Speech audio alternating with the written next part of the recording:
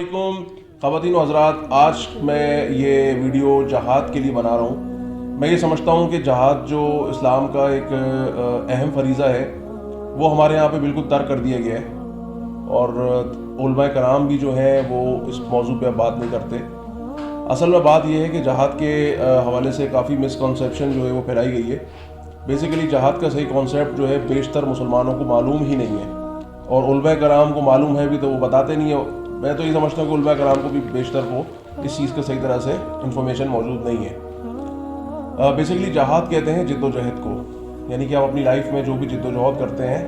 یعنی جہاد کا جو ورڈ ہے وہ جد و جہد سے نکلا ہے، جوہد سے نکلا ہے یہ۔ تو جہاد بیسیکلی جو اگر آپ دیکھیں ریاستی لیول پہ دیکھیں تو جہاد کا ریئل کانسیپٹ جو صحابہ کرام سے، نبی پاک صلی اللہ علیہ وآلہ وسلم سے مروی ہے، اس طریقے سے ہے کہ جب ریاستی سطح پہ جہاد کو دیکھا جاتا ہے اس طرح سے ہوتا ہے کہ جب نظام کی بات آتی ہے نا، جو نظام کا جو نفاذ ہے، اسلامی نظام یعنی جس کو دین کہتے ہیں، تو وہ لازمی اور ملزوم ہے۔ تو اگر جس جگہ پہ، جس علاقے میں، جس خطے میں جہاں پر اسلامی نظام موجود نہیں ہے، وہاں اس کے نفاذ کے لیے سب سے پہلے دعوت دی جاتی ہے کہ یہ نظام ہم نے نافذ کرنا ہے، تو آپ کو دعوت دی جاتی ہے کہ اس نظام کا آپ حصہ بنیں، یعنی ہمارے ساتھ شریک ہو جائیں، مسلمان بن جائیں، تمام رائٹس آپ کو بھی ملیں گے۔ سیکنڈ آپشن یہ ہوتا ہے کہ اگر آپ اپنے ہی مذہب میں رہنا چاہتے ہیں تو آپ کو یہ نظام قبول کرنا پڑے گا، اس کے انڈر چلنا پڑے گا آپ کو جزویہ دے کے۔ تھرڈ آپشن پھر یہ آتا ہے کہ اگر کوئی اس پہ نہیں مانتا اور ریزسٹ کرتا ہے تو پھر اس کے ساتھ جنگ کی جاتی ہے، ظاہر ہے پھر فائٹ کے ذریعے پھر اس کا فیصلہ ہوتا ہے۔ تو یہ تو ریاستی لیول کا جہاد ہے، لیکن ہمارے یہاں پہ جو کانسیپٹ لوگوں کو دیا گیا ہے وہ یہ دیا گیا ہے کہ کافر کو آپ پہلے دعوت دیں، اور اگر وہ نہیں مانے تو قتل کر دیں، یا کافر کہیں بھی نظر آئے اس کو قتل کر دیں۔ تو یہ تو اسلام کی تعلیمات ہی نہیں ہے، یہ تو بلکہ اسلام کے اگینسٹ ایک پروپیگنڈا ہے جو اسلام کو بدنام کرنے کے لیے پوری دنیا میں پھیلایا گیا ہے۔ اس سے جو ہے مسلمان بھی کنفیوز ہیں سارے، ان کو بھی ظاہر اس بارے میں معلومات نہیں ہے، کیونکہ معلومات اب دیتے ہی کوئی نہیں ہے، تو ظاہر پتہ کہاں سے ہوگا۔ دوسرا یہ ہے کہ جو کفار ہیں ان کی بھی جو یوتھ ہے، جو ان کو بھی یہ مطلب میسج پہنچایا جاتا ہے کہ دیکھو مسلمان اتنے خراب ہوتے ہیں کہ تمہیں دیکھتے ہی قتل کرنے کی بات کرتے ہیں، اور اس کی جو بیس بتاتے ہیں وہی بتایا جاتا ہے کہ ان کو حوریں ملتی ہیں اس کام کو کرنے کے لیے، وہ کرتے ہیں ایسا تو پھر ان کو آگے حوریں ملتی ہیں، جنت ملتی ہے۔ تو یہ اتنا بڑا مسکانسیپٹ پھیلایا گیا ہے، جو کنفیوژن ڈالی گئی ہے، اس سے اسلام کو بہت نقصان پہنچ رہا ہے اور مسلمانوں کو بھی بہت پہنچ رہا ہے۔ لیکن اگر ہم اس کی صحیح تعلیمات لوگوں تک پہنچائیں اور اس کا جو ہے پیغام کو عام کریں تو اس سے کافی بہتری آ سکتی ہے۔ جہاد کا صحیح کانسیپٹ یہ ہے، اور انڈیویجول لیول پہ اگر دیکھا جائے تو جہاد کا طریقہ کار یہ ہے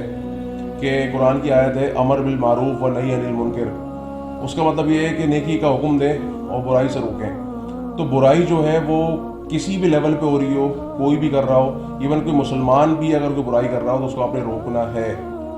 چاہے آپ کو اس سے فائٹ کرنی پڑے، چاہے جو بھی کرنا پڑے، اس کو برائی کرنے نہیں دینا ہے۔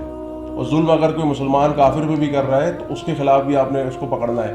آپ نے روکنا ہے، یعنی کہ یہ نہیں ہے کہ کافر مسلمان پہ کر رہا ہے تو آپ نے روکنا ہے، ایسا نہیں ہے۔ اور جو پہلی ڈیفینیشن میں نے دی ہے اس کی ریاستی لیول پہ، اس میں بھی مسلمانوں سے بھی جہاد کیا جاتا ہے، یہ نہیں ہے کہ کافروں سے ہی ہوگا صرف۔ تو نظام آپ دیکھیں نا مسلمان ممالک میں بھی کہاں موجود ہے اس وقت۔ ایون دیکھا جائے حضرت امام حسین کی جو جنگ تھی وہ کسی کافر سے تھوڑی تھی، یزید جو تھا وہ بھی تو مسلمان ہی تھا نا، لیکن بات نظام کی تھی، نظام کی ایک شک تھی جو پامال کی گئی تھی جس کے اوپر یہ سارا معاملہ کھڑا ہوا تھا۔ تو اسی طرح سے امر بالمعروف و نہی عن المنکر کا طرف بھی یہی ہے کہ انڈیویجول لیول پہ برائی کو روکنا ہے، کہیں ظلم ہو رہا ہے، کہیں زیادتی ہو رہی ہے، کہیں کچھ بھی ہو رہا ہے تو مسلمان وہاں دیکھ کے گزر نہیں سکتا، وہاں سے وہ منافقت میں چلا جائے گا اگر ایسا کرے گا۔ تو اس کو اس پہ عمل کرنا ہے، اس کو روکنا ہے، عملی طور پہ اس کو روکنا ہے۔ تو یہ ہوتا ہے امر بالمعروف و نہی عن المنکر، یہ جو ہماری زندگی میں ریگولر میں رہتا ہے۔ عموماً ہم باہر نکلتے ہیں تو بہت ساری چیزیں ایسی دیکھتے ہیں کہ کہیں ظلم ہو رہا ہے، کوئی کچھ ہو رہا ہے، لیکن ہم آگے بند کر لیتے ہیں اور ہم ڈرتے ہیں نہیں یار یہ امیر ہے غریب کے ساتھ ظلم کر رہا ہے تو یہ ہمارے ساتھ بھی مسئلہ ہوگا اگر ہم بولیں گے یا کچھ ہوگا۔ تو اس ڈر کو ہم نے نکالنا ہے، کیونکہ اسلام میں بہادری کو پسند کیا جاتا ہے، اللہ تعالیٰ نے بریو لوگوں کو پسند کیا ہے، اور جتنے بھی اللہ کے نیک لوگ گزرے ہیں وہ تمام کے تمام بریو ضرور تھے۔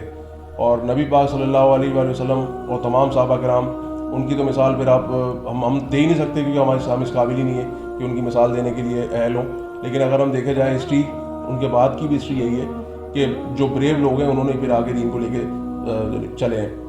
تو میں یہ سمجھتا ہوں کہ اس میسج کو عام کیا جائے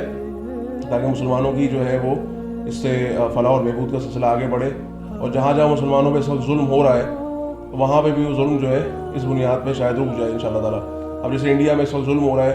ہندو جو ہے وہ کھلے عام ان کا قتل عام کر رہے ہیں, لیکن مسلمان اتنا زیادہ دنیا پسند ہو گئے ہیں, دنیا پرست ہو گئے ہیں کہ وہ ان کا مقابلہ کرنے کو بھی تیار نہیں ہے. تو کیونکہ یہ جہاد کی کمی ہے, جہاد جب جذبہ ہمارے اندر سے جب ختم ہو گیا تو ہم بزدل ہو گئے اور بیکار ہو گئے. جب بزدل اور بیکار ہو گئے تو پھر اللہ کی لعنت ہم پہ مسلط ہو گئی. جس سے پہلے یہودیوں پہ جہاد کے انکار سے ہو چکی ہے اور دیگر